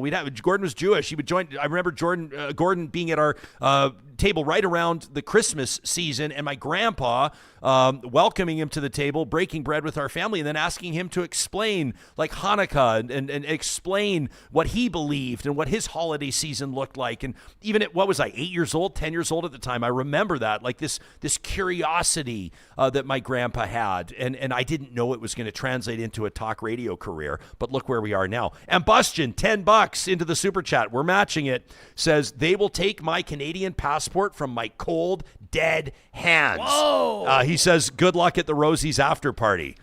Oh, thank you. Yeah, if we do win at least two of them, if we win two of them, we can pull the Patrick Waugh, Jeremy Roenick, right? If anybody starts ripping our talk show, we just say, I'm sorry, I can't hear you. I've got my two ampias in my ears. Two would be wild. Speaking Alicia C. with a $28 super chat, Johnny. Forever Canadian indeed. She says, let's go, everyone. Speaking of platforming, we're back on TikTok today. We were banned for about 4 months. Why? I think it's because we had I think over an hour, maybe the length or something. But today we're back on. Lots of people commenting there. I want to shout out Glass Dolphin, He Who Comes with the Dawn, a bunch of other people who were commenting in there when Thomas was on. Really astounded by the amount of signatures, but also this is a good comment from Glass Dolphin who says, really hoping this doesn't go to referendum. Waste of time and money. Do the right thing, MLAs. Oh, yeah, I like that. Justin, it makes a fair point. And Justin says, I think that Jeff Rath, the lawyer, is probably the closest thing that fits Jespo's own definition of platforming, since he doesn't have much reach to begin with. Says Smith doesn't need anyone's help. Justin, 100% take your point. I will say this: Rath has been down to DC on what he's calling these these meeting with top Trump authorities. We talked about it in that interview. I also don't personally believe in sitting here and smearing Jeff Rath for 20 minutes when he's not here to defend himself. Jeff's actually a really funny guy in our text exchange. I think that what Jeff is doing is dangerous for Alberta, and I've told him as much. But he's actually also quite a personable guy, and on a personal level. I'm not going to sit here and blast Jeff for 20 minutes, but I'll take your point that, if you want to talk about platforming, we also get into a position where we'll say, if we're going to accurately or with ethically, let me say, approach an issue like Alberta separation and only talk to the people that are fighting to keep Alberta in Canada and not talk to any of the people that have, in their minds, very valid reasons for wanting to leave, then what kind of a conversation is it, right? Okay, we got to move on to this real quick. The Toronto Blue Jays obviously are, ahead of, they're hours away as we're recording this, of Johnny's rocking his Jays jersey today. I'm questioning my own choices to wear a very relatively drab brown pullover. Why didn't I wear my Joe Carter I don't know. I'm contrasting too. I got the Trappers here. I like that. Is that that's the City of Champions Trappers coat? That looks absolutely incredible. Repping all the baseball gear today. I love it, but it's a huge day, and it's going to be a huge week in a bit for the Toronto Blue Jays as they look to knock off Shohei Ohtani and the Dodgers. Be watching tonight. Oh man, I know I'm going to be watching. I'm hosting the Zebra Center Gala. We're going to be raising money for the Zebra Child Protection Center. Well, I've just let them know that if they don't have the game on, I'm going to be streaming it on my phone, and the phone's going to be on the podium. So if you're out there raising money for the Zebra Child Protection Center with us, which is going to be incredible tonight, 6 p.m. If you need to know the score, you just let me know. I might have to delay the gala start. The host has a GI issue. Listen, and needs the children are important, but today, no. Yeah, I like that. Jillian wrote in ahead of the Jays game 1 against the Dodgers World Series, their third World Series. Jillian says, Jespo and Real Talk team, she says, first of all, and I love that she opens like this. First of all, says Jillian, I kind of hate baseball. She says, I kind of hate baseball since the 1994 strike or lockout or whatever led to the cancellation of the 94 World Series that the Montreal Expos would have eaten up, and she's not wrong. She says it might be a conspiracy. It might be a terrible coincidence, but after the Jays winning in 92 and 93 and Montreal in line to take it in 94, it all felt suspect. She says, I could be wrong, but 13-year-old me was pretty confident that it was a setup, so I'm rolling with it. She says, anyway, I want to talk about something else that sucks more, but it is related to baseball. And she says that's Maple MAGA. Right-wing conservatives are kind of looking enviously at the Americans in the United States right now, thinking, man, I wish that we could zip tie immigrant children too. And recently there's been a lot of attention on a proposal from Michelle Rempel-Garner that we should end birthright citizenship. Conservatives' latest hateful idea is that folks shouldn't have citizenship just because they happen to be born here. I can't help but wonder how many conservatives that are currently madly cheering for Canadian citizen Vladimir Guerrero Jr. know that he is only Canadian by birth. Because my recollection is that his dad isn't a citizen, nor his mom. His dad played in Montreal. He worked here temporarily, and Guerrero Jr. was born in Montreal while his dad was here for baseball. The Maple Magas are even talking about removing citizenships retrospectively. Gee whiz, she says, that would be awkward, stripping this baseball hero of his Canadian citizenship while he's working so hard to help bring Canada a third World Series. So let me conclude my baseball talk with a simple message to all the immigrant haters out there. The vast majority of immigrants in this country come here to work and make our country better. Vlad Guerrero Sr., the Hall of Famer, lit up Montreal baseball for a generation, and his son, connected to this land by birth, is lighting up this entire country. Birthplace matters. Connection to land matters. And if you are born on this soil, you are one of us. You are Canadian period. So go Guerrero Jr., go Blue Jays, and thank you very much. That from Jillian, who says, yes, I am a former 1992-93 Junior J. That was a thing. We got magazines, stickers, even bubble gum, and I'll be honest, I mainly signed up for the bubble gum. That from Jillian. The Junior Jays are still a thing. Wyatt wants to be a Junior J. Everybody wants to be a part of the Blue Jays. Everybody wants to do it, buddy. I'm on the train. I'm on the caboose. I'm saying, I'm holding out my hand. If anyone's running down the tracks, wants to get on this train, like a last minute, yeah, I got my hand out. I'll bring you on the caboose. You're gonna lift them up. Yeah. And it's not too late to get on the bandwagon. It's not too late to do it. If you are the type that likes to throw a few shekels onto the Jays, or maybe you're kind of one of these happiness hedgers like my buddy Walker is. Our buddy Walker, you've heard of Walker's happiness hedge. He'll cheer for the Jays but bet on the Dodgers, so he feels like he wins either way. I personally have a bit of a problem with that, but who am I to say do whatever you want? Our friends at Play Alberta want to remind you that on the Play Alberta app or at playalberta.ca, you can get a $50 free bet with a $50 deposit if you use the promo code Ryan50. That's Ryan50. A $50 free bet with a $50 deposit. Albertans are winning daily with Play Alberta. And of course, this one is no different. The promo code Ryan50 on the Play Alberta app or at playalberta.ca. You've got to be 18 or over to play. And please, if you do gamble, use your game sense. Our friends at Friesen Brothers, boy, did they ever hook us up this week for our Real Talk Patreon and YouTube Real Deal and Real VIP subscribers election night watch party. Incredible catering, including those Friesen Brothers sourdough sandwiches. Johnny, I think I had like 6 of them myself. They were absolutely amazing. We ordered those just like you can at cateringbyfriesen.com. We picked them up with absolute convenience, just a couple of moments before we needed them. Look at that. You can see some Real Talkers there in the background. I don't know if they want their faces to names. These are some regulars in our chat. Look at these beautiful gourmet meats and cheeses, the veggie platter, everything that you need to keep your guests happy. We ordered on short notice, and boy, did they ever hook us up. Cateringbyfriesen.com is where you can find that and learn more details. Friesen Brothers celebrating 70 years with 16 different Alberta locations.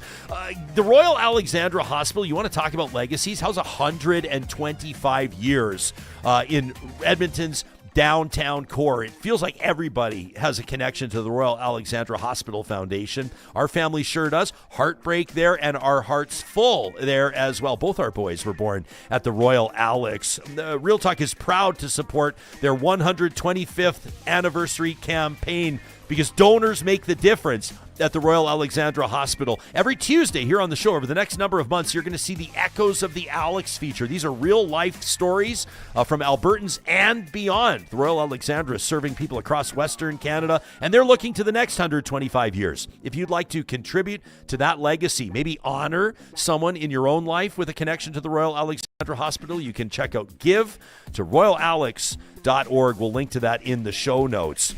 Pathways Alliance, this is, of course, a huge story as we talk about tariffs, as we talk about Canada's economic future, as we talk about employment numbers.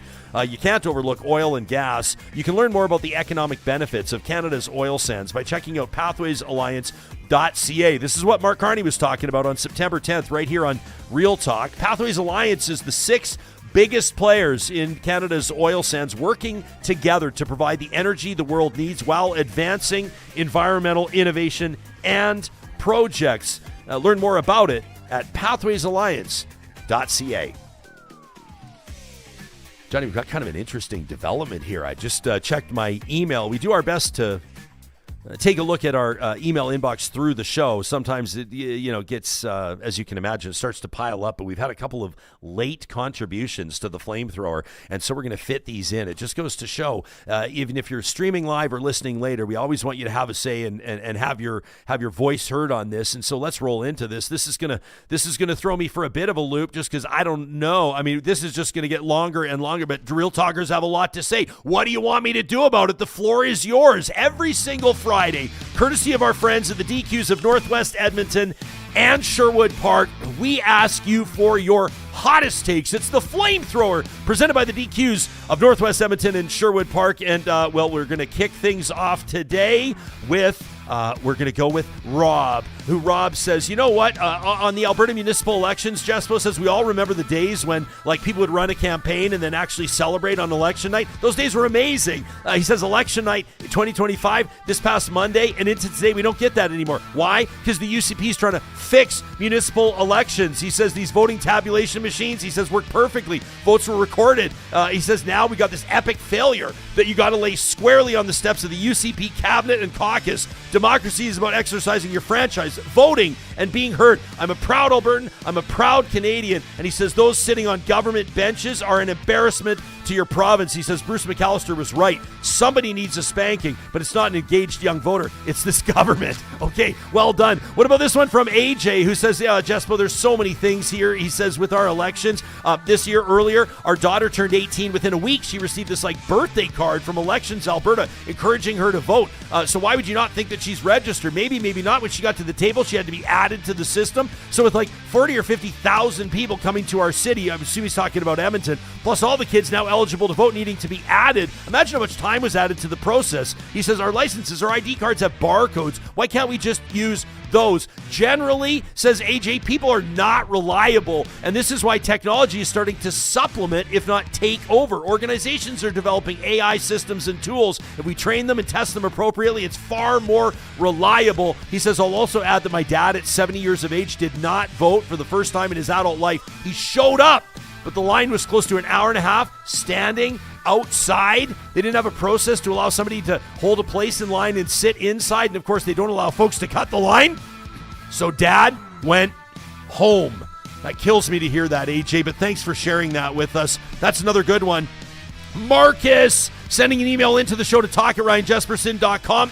Less than an hour ago, Marcus says, Jespo, earmuffs, kids, I'm sick and fucking tired of this province bending over backward to accommodate the worst and dumbest people, making it harder and more expensive to get vaccines. A process that used to take me and my family 10 minutes. Walk into a pharmacy and it was free. Now I got to wait on hold with 811 to book an appointment a month and a half from now and spend $400. Are you kidding me? Also, they can appeal to the mouth-breathing anti-science faction. Now I had to wait in line for an hour and a half to vote, sign a form that says I'm eligible because a bunch of Maple MAGA idiots believe that everything that Marmalade Mussolini pukes out onto Truth Social while he's taking a shit. If anybody was going to commit voter fraud, signing a form would absolutely not stop them. He says, I honestly can't think of a single thing the province has done to make my life easier since Marlena. He says, if trans people can't use their preferred names, she should stop being a hypocrite and use her name. He says, because there's a lot of things that have made my life worse, more complicated, and more expensive. Marcus says, but at least my daughter won't have to compete against a trans girl in sports. I guess that makes it all worthwhile. I guess I'm, okay. And Marcus goes on from there with something even I'm not prepared to read on the show. What about this one from Mr. Dad, who says, Jespo, if the UCP can spend over $100 million a week, this is what the parents are getting, $30 a day per student, to prolong the teacher strike, they can surely afford to pay teachers fairly. The spiteful hypocrisy says it all. What about this one from Vera, who says, Jespo, your coverage of the teacher strike has been appreciated, but I do feel compelled to point out something that's been neglected, dragged on for the past 5 months. The mediator's recommendation with the teachers rejected in June is materially no different than what's being offered now. Many people think we're at a point where the strike needs to end. Teachers, students need to be back in class. I agree. But that said, there's one option the government hasn't exercised, coming back with at least some measure of movement closer to what teachers want. 51,000 professionals have greatly sacrificed to demonstrate that the system is in crisis. She says they've been waiting out the clock, the hammer being brought down next week. They're claiming teachers have been inflexible. We're just refusing to accept the same offer the government put forth again and again and again. How is this a negotiation? Vera says a nominal salary gesture, a commitment to at least be on the same page with respect to class size and complexity is another option. That from Vera. What about this one from Mike, who says, Jespo, I've been listening to you since the AM radio days. Thanks, Mike. Says, I've always appreciated your balanced approach to topics of discussion, especially with the teachers' strike. Mike says, being married to a teacher, I constantly hear about the challenges faced in the classroom. The demand for teachers is just not understood by the general public. I see it when my work takes me into many classrooms. And how many schools don't even have a librarian anymore? A lot of people wondering why their kids are like 3 reading levels behind. As an author, sir, says Mike. I not only visit schools in Alberta and across Canada, but in the United States as well. And the disparity between private and public schools is mind-boggling. He says, I understand when John Jagersma on your show this week says schools are currently not for profit, but did you know that almost all private schools in the U.S. are also not profit? We think that means they're barely making ends meet, that they're paying their teachers poorly, but it can also mean that the school has like an indoor Olympic-sized swimming pool and a 500-seat auditorium. American education models should not be the standard we're lowering our bar to if we want an education system that's equal for everyone. That from Mike. And finally, this one from Tracy. It says, I am so tired. Tracy says, I'm so tired of fighting misinformation about Alberta education. I'm so tired of people who've never spent a day working as a teacher telling teachers how their jobs work. I'm tired of uniformed keyboard warriors spouting off, think they've solved the entire program with one math calculation like life's that simple. I'm tired of the ones that are adamant that teachers only work 30 hours a week. I'm tired of the ones who say that we should replace all teachers with AI because that would be more cost efficient. I'm really tired of the ones that still don't understand how teachers are compensated. I'm tired of the ones that say teachers are greedy. I'm not tired, but I'm sick and tired of the ones who are taking advantage of this new anti-teacher climate to paint every teacher as a sexual predator. I'm tired of the ones that are suddenly so vocal, but if pressed, know that they can't even name their own child's teacher. I'm tired of the ones that take politicians and bad actors at their word. And I'm tired of all of this for what? To what end? What do these people think they're accomplishing? Because if there's one thing, says Tracy, the teachers know better than anybody else, and that is ridiculing, ranting, and beating down people does not make them better. She says, what about we just normalize sitting down and listening? When's the last time you stormed the cockpit to tell a pilot they don't work enough hours to earn their pay? You look silly here, and you're not accomplishing anything. And if you're getting your jollies off beating up on teachers, you're a bully, and you're setting a bad example to your kids, Tracy says in typical Canadian fashion. Thank you all for listening. These are all real emails to talk@ryanjesperson.com. The Flamethrower, proudly presented by the DQs in Palisades, Nemeo, Newcastle, Westmount, and Baseline Road. When you're there to pick up a Flamethrower signature stack burger and a Score Blizzard, you let them know that Real Talk sent you. We'll be back on Monday with more, including Supriya Dwivedi. We hope you have a great weekend. Maybe I'll see you at the Zebra Center Gala. Maybe I'll see you at the Ampias. And, of course, you can always find us on our Real Talk social media. Talk soon.